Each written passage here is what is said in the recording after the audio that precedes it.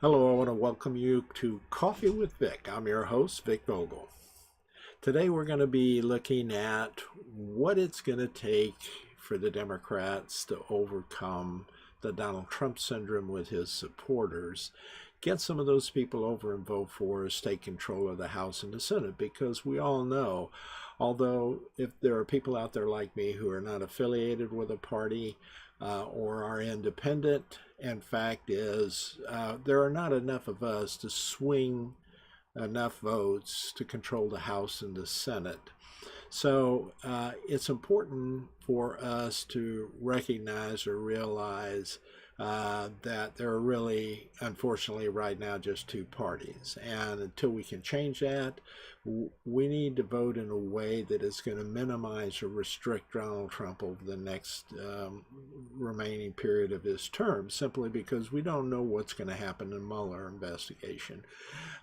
We do know the GOP will not respond to Donald Trump. They will not control him. So that only leaves really one viable option, and that's put enough Democrats into the office to neutralize Donald Trump by gaining control of the House and the Senate. Now, the vast majority of people who elected Donald Trump were not the rich, contrary to popular belief. They were the middle class and some of the lower income class. And it's kind of important for us to understand who they are and some of the rationale for why they voted for Trump and why they continue to support Trump in light of all that has happened, where he has not accomplished much of anything he said he would do. He's not built a wall. He hasn't changed NAFTA. He has tried to put in trade restrictions that will hurt the people who voted for him for the most part. He has not replaced Obamacare, so our health care is all an option. So all these things haven't happened. Plus, he's isolated our allies, he's lined up with our enemies, and his behavior has been seen to be racist and homophobic and a bunch of other issues that deal with most of the people in this country.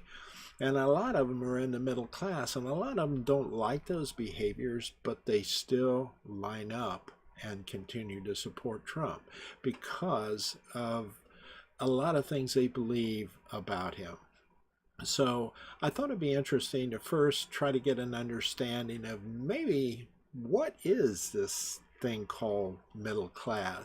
So the first thing I would like to do is take us over to the middle class. So let's watch a short video by the MI organization, who basically asked some questions about what people thought middle class was or is. How do you define the middle class? Oh gosh, middle income, maybe fifty to $80,000 range or so. It's that you're comfortable, so that you have enough to live off of, you have enough extra so that you can do the small things like go out to dinner or go to the movies, go on vacation. I don't think the middle class exists anymore in society, right? You're either rich or you're poor. Do you consider yourself middle class? Absolutely. So I have three children myself now. Paying bills is difficult. We don't have the best of the best, and but fortunately we don't have the worst of the worst. Yes. Yeah. Yes. I guess I have a office job and comfortable income, so live in a comfortable neighborhood and don't really want for much. Me personally, no. I'm a writer, so I am on the struggling end. What are you obsessing about financially? Retirement. I'm worried about Social Security and the stability and availability of that. Everything. So I guess I'm a millennial, right? So student loan debt will definitely keep me out of the middle class. Student debt is going to be crippling for younger people who are out in the first-time job markets, and as they try to buy homes, I see it with my own kids. My biggest financial concern would be healthcare. Like, I'm young, but I still have a lot of health issues, and if I didn't have Obamacare and the subsidized health insurance, then I wouldn't be able to pay for anything. What kind of a change do you believe would make the most difference to Michigan's middle class? Number one, using our tax dollars correctly. So whether it's fixing the roads or whether it's bringing larger businesses to Michigan. I think the biggest thing would be higher wages. I mean, people are working 2 jobs. Equal pay for women and better health care. Higher interest rates would be helpful because keeping money in the bank is not really a very beneficial thing at this point.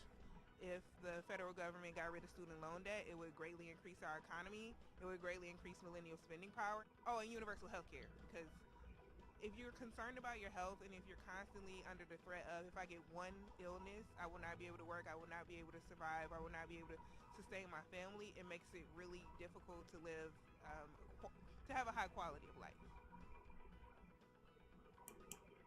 Okay, so you can see here that for the most part,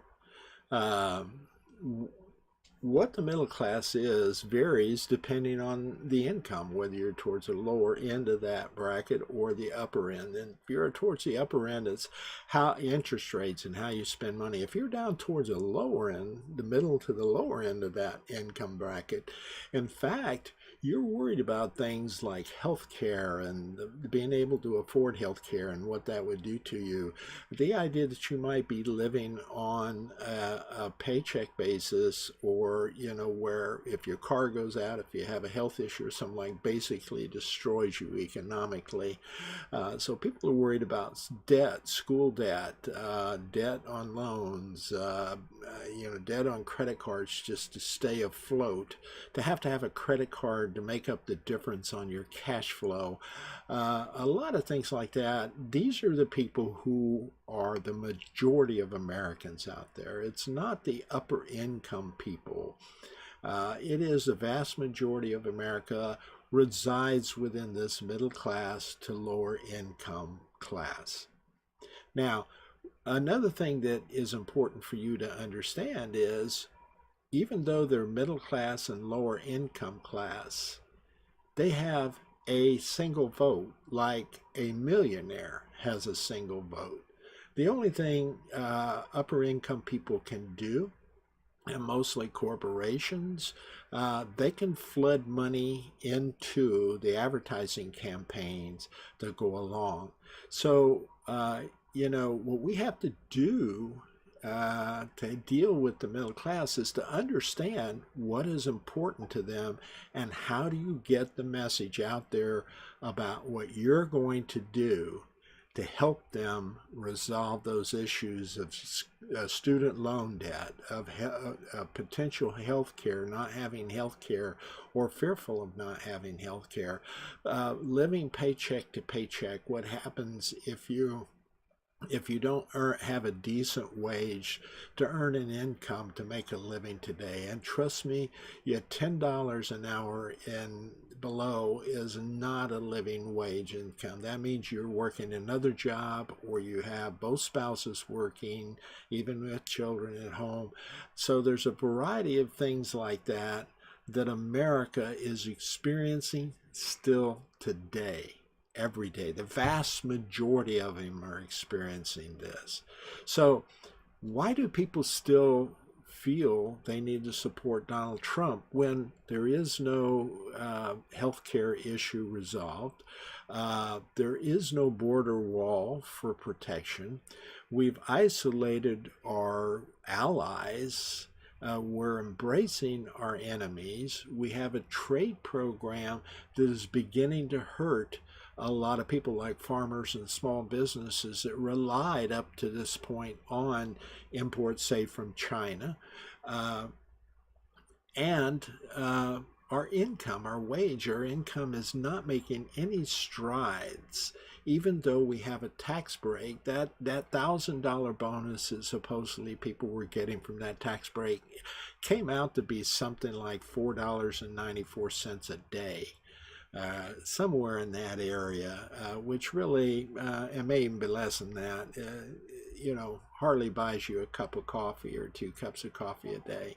So, and we don't see a lot of companies helping people keep pace with the increased cost of gas and groceries, etc. So let's understand why some people in this country may be, in fact, still voting for Donald Trump. In a stunning election upset, President Trump did what no Republican candidate has done for decades. He flipped Michigan from blue to red, helping him cinch the 2016 election. I think President Trump has done a great job, has done a very good job. In the face of tremendous opposition. These are the voters who helped President Trump flip Michigan. We met them here just days after President Trump took office. We came back nearly a year later to find out how they think he's done. A B.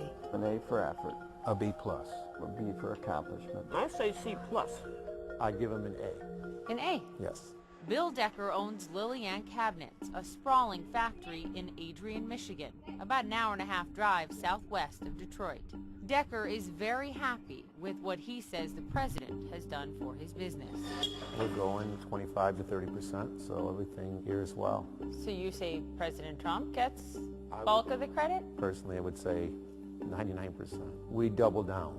Doubled down despite major concerns about Trump's threat at the time of tariffs on Chinese goods. Decker imports all of these cabinets from China. You're saying a big reason you can't make these cabinets here start to finish is because of all the regulations. Yes, the regulations are both federal and state regulations. So when the president talks about less regulation, less regulation, less regulation, you're sitting over here saying, I want that, but you don't have that yet in your business. No, we don't, and I think it's going to take time. You are concerned, is it fair to say, about the president's stance on immigration for your business? Yes. Why? A third of the population in Adrian is of a Mexican, Hispanic workforce. You mean fewer immigrants in this country, worse for your business? Worse, far worse. Decker, like everyone we met here, recognizes the president hasn't achieved many of his major legislative promises yet. No wall, no Obamacare repeal or infrastructure plan, yet. But most don't blame him. Is there anything the president could do that would lose your support?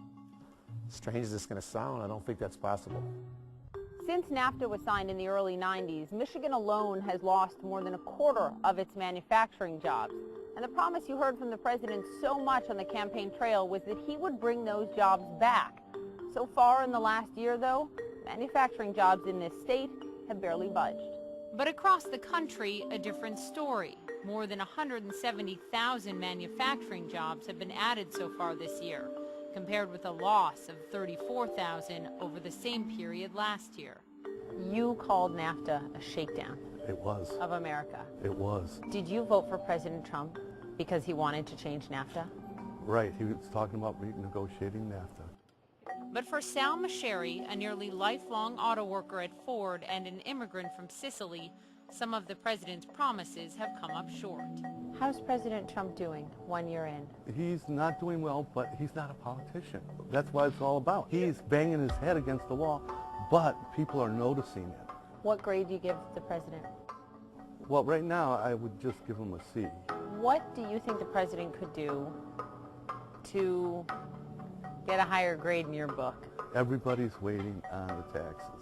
It is tax reform for you, number one now. Numero uno. If tax reform does not happen, does he get your vote in 2020? No. Simple as that. Trump is the first Republican presidential candidate Sal has voted for, after casting his ballot twice for President Obama. Now it's the division he's seeing that brings him to tears. This is really personal for you. I mean, you bring up your kids. I'm afraid, okay, that they're not going to have a pension. They're going to be depending on a government for assistance, for medical, okay? You want your child to be dependent on that? No. You want them to be free. You want them to imagine. You want them to engage and have a future. It's called the human race, not the Republican or Democrat. It's called HR. I think President Trump has done a very good job, considering the fact that he's had very little, if no, cooperation from Congress. I think he's done well considering the level of pressure. I don't know that any of us could function under that level of pressure to literally have half of a country so against you. But didn't President Obama face that same challenge? No, I don't. I think you're going to always have those sections that we're not going to support Obama no matter what. Mitch McConnell said, you know, we're going to make him a one-term president. Well, Mitch needs to retire. Not a Mitch McConnell fan? I think that Mitch McConnell serves a different agenda. I don't think he serves an agenda that's for America. Where's the wall? Well, the wall is going to come. We cannot blame Trump if the wall does not get built, because you do have the globalists like Mitch McConnell and many others, and McCain and many others who do not like Trump and are willing to put our nation at risk, our sovereignty, and not have the wall just because they have a personal vendetta against Trump. Oh, I know that.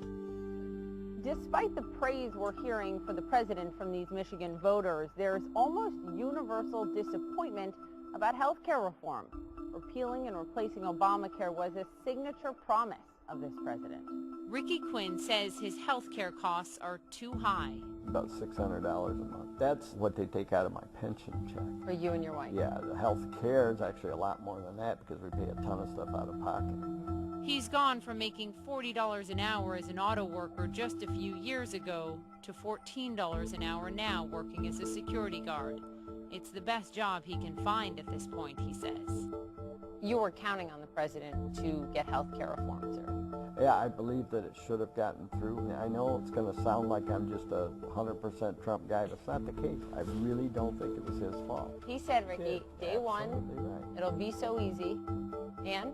I think he's tried as hard as he can, but when you've got people fighting you like that, I really don't feel like he felt it was going to be that hard to do, and I still think he's going to get it done. So does a fix to health care mean throw out Obamacare or work to fix some parts of it? It depends. I think you pretty much have to throw almost all of it out. Some of the big things like pre-existing conditions need to stay, but as far as forcing people to buy insurance, I think that's way wrong. Peggy and Jim Stewart have been married for 12 years, but they don't share the same politics. Peggy voted for President Trump. Jim did not. Both have been hoping for higher wages. I still think he's staying with the agenda and the promises that he gave to us during the campaign, but the fight against him is just unsurmountable. I've never seen any president be so disrespected and fought against as hard as he is. Do you think Congress is fighting the president? Oh, definitely the Democrats. I see it 100%, but and some of the Republicans, because, you know, like I've said before, he's not the status quo. He's not a puppet. So what did Peggy and Jim get? So far, their salary hasn't increased. Their health care hasn't changed. They got a man with a spine, that's what I wanted.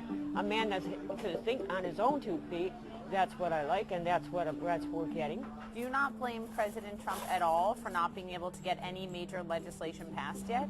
Well, I think his way of speaking to people could have a big difference on it, and his way of saying, well, you're going to do this, you're going to do that, this is it. He could do it better. Maybe a little bit more diplomatic in his conversation and his presentations.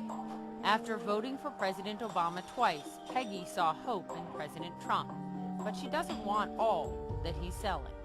Do you want President Trump to repeal and replace Obamacare? Maybe parts of it. Not all of it. I do believe there should be a universal medical. You want universal health care? Health care. That's a very liberal position. Well, there's other countries doing it, and successfully. Is there anything the president could do to lose your vote? Have bona fide proof that he has allowed Russia to come in and interfere with the election so that he would win against Hillary. That would very well upset me. I'd feel really stupid after that. One thing just about all of these voters would like to see is the president break up with Twitter. Please stop tweeting it, please. Do his tweets hurt him? I believe they do. And he's tweeting about it. I'm like, why did you even answer that? Come on, Mr. President. I know your mind is busier than that, but he's himself, and he's different, and I kind of like it that he's different, but I wish he would just not do the playground stuff. They may not like those tweets, but they haven't cost the president the support of many of his voters here, who feel like he's trying for them, if not succeeding for them yet.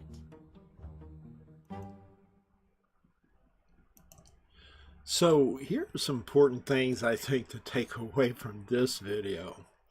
One, logic is not going to appeal to these people. They didn't vote for Trump out of reason. They voted for Trump out of hope.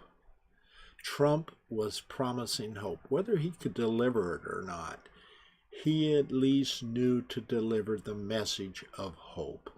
He learned something about these people and the communication of them that we missed from the Democratic and other point of view, and that is people who are in this middle class and lower income class had a absolute ravishing desire for change, something to change, because they felt the change would help them come out of this paycheck to paycheck living, give them the opportunity to maybe enjoy some things like going to a movie or whatever, or having a breathing room in case of an emergency, or student debt being taken care of.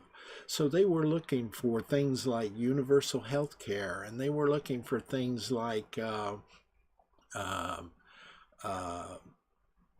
free tuition and education, better interest rates being better, a whole host of things that deal with the basic things that people live on day in and day out.